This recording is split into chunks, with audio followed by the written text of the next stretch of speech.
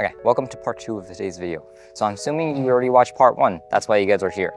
Or if you haven't, that's fine too, if you're a little bit more towards the intermediate phase.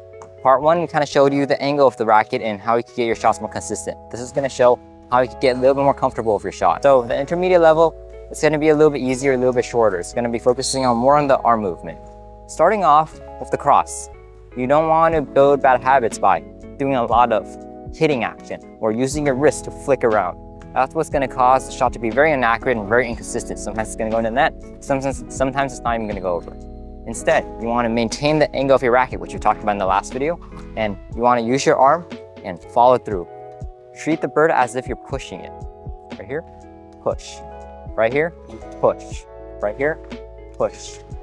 That pushing action, that relaxed pushing action is going to make sure you slowly start making adjustments to the angle of your racket and your swing to get that shot consistently over. What we want to avoid is swinging your racket, because that's going to make you miss hitting it or not timing correct and making the bird go straight down into the ground, or even lobbing it way too high. Instead, we want to focus on approaching the net with our racket angled, using our arm to follow through and push it across.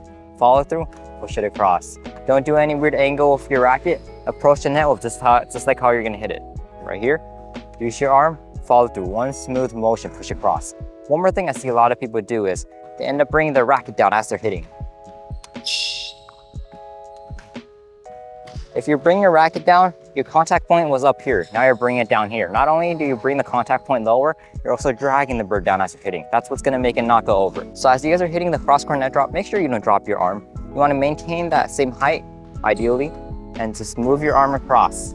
You don't wanna do too quickly, because that's gonna be really hard to control.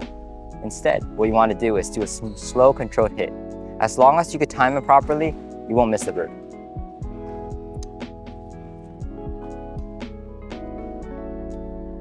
Just like that. Okay, that's the end of today's video.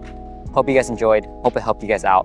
Today we learned more about the approach and the arm movement of your swing. Part 3, we're gonna learn more about how to make your shot more deceptive and more accurate. Go and check out part 1 if you haven't saw it already. And once you're ready, go check out part 3.